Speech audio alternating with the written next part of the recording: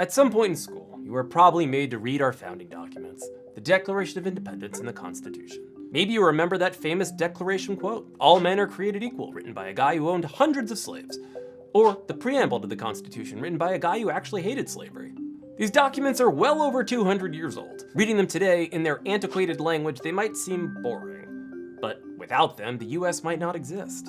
Or if it still did, there's a chance we wouldn't be able to practice the religion we want, own a firearm, or have the right to a jury trial in disputes over as little as $20 and change. Although Congress has since raised that amount to $75,000, so your dream of suing your roommate over the Postmates order he said he'd split is dead, unless it was a lot of wings. But to take a bird's eye view, according to the 2024 Cato Institute July 4th survey, a full third of young Americans don't know the Declaration of Independence led to the American Revolution. And according to the Annenberg Constitution Day Civics Survey, just 7% of Americans can name all 5 First Amendment rights, while 21% of us can't name any. If this many Americans don't know why we fought for independence, or the rights we gained as a result of it, are we at risk of forgetting what makes us special in the first place? Or put another way, do those founding documents that established our independence and rights still matter today? When Thomas Jefferson wrote the first draft of the Declaration of Independence, he was 33, a millennial. Some of the document's words became quite famous, like life, liberty, and the pursuit of happiness, or John Hancock's massively large signature. But if you think about it, the Declaration is just a list of complaints about one's partner. It's kind of a breakup letter. So who better to evaluate these grievances than a licensed marriage therapist? Before I read the grievances, in the Declaration of Independence, there are 27 grievances. Okay. When you see couples, do people come in with lists of grievances about the other person? Sometimes, yeah. Can I give you a couple example Of course, grievances, yeah, and you tell me if you think this is something that can be rectified or if it's something that's a relationship Sounds killer? good. All right, so one is making somebody wait on purpose, keeping an inconvenient schedule. So like if somebody wants to meet up, you purposely make them meet up at weird times and weird places. Remember, it takes two to make the relationship work. So it does sound like, this person isn't really fully committed. Yeah, I mean, it's a whole country. Yeah. All right, these are gonna get worse. Okay. Not letting somebody socialize with friends. Not letting people who are currently in England come over to the United States. Well, controlling, right? Possessive. What about forcing members of the military to live with them? I think every relationship, sometimes you're the leader, sometimes you're the follower. So sometimes, I guess it goes back and forth. It's only, I think, gets dysfunctional if someone only wants to control. So, and the control is an addiction. We can't really control. We can inspire and encourage. What about kidnapping? In what way? Kidnapping somebody, bringing them to stand trial for fake crimes. I have some clients that were kidnapped by Pablo Escobar in Are Colombia. you serious? Yeah. I have one more question. What's your piece of advice to people here in the United States today who are constantly fighting with themselves on social media, fighting with each other? Well, I think to connect, to listen, maybe, encourage people to meditate, but it's to sort of hang out with yourself, get to know the inner world. Like, I think we're so consumed about out here, but we're not really listening to inside. And that's where I think getting in touch with the love that's within us. I think we're all pieces of love, as unique as our thumbprint. And I think we gotta get in touch with that and take our action from that. So fix ourselves and fix the country. The Constitution.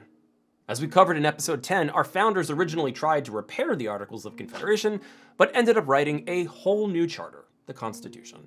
So what are the big things that document established? Well, instead of one person having all the power, like a king or a toxic boyfriend, the power was split between 3 branches: Congress, the President, and the Supreme Court, a throuple that worked.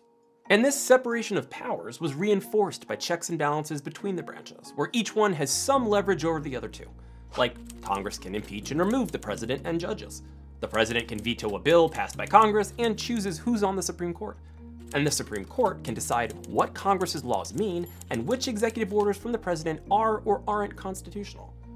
It can even strike those unconstitutional laws and executive orders down, although that power isn't mentioned in the Constitution. Instead, the document lets the Supreme Court interpret it, and the justices interpreted it to give them that power, which is actually pretty clever. Let's see, throuple, long last, compromise. The dudes who wrote the Constitution had conflicting ideas.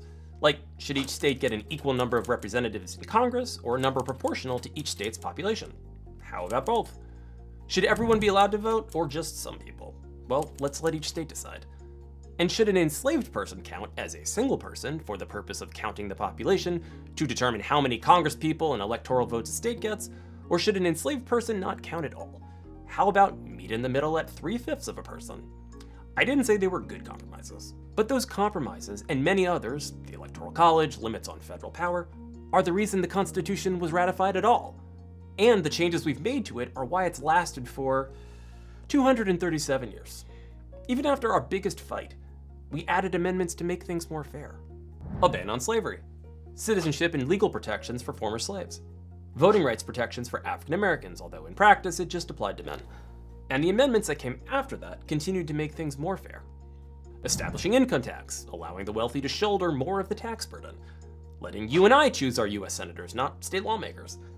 Voting rights protections for women. Limiting a president to being elected to 2 terms max. Allowing DC to have electoral votes. Banning poll taxes, which African Americans had to pay in the South and recent immigrants had to pay in the North in order to vote. Voting rights protections for people 18 and up. Before then, the voting age in almost every state was 21. But today, we're obviously increasingly divided. A lot of that is driven by how we get our news. We don't all see the same information online, certainly not in our social media feeds. Which means it's not just our opinions that differ anymore, it's our understanding of what is and isn't true. With each passing day, we share less of a common perception of reality. On top of that, when it comes to national institutions like Congress, the President, the Supreme Court, the media, the banks, the military, our trust in them is at some of the lowest levels ever. It's hard to stay united when distrust, confusion, and animosity keep ticking up. So what do? Are we headed for a breakup after 250 years? How do we fix our relationship with us?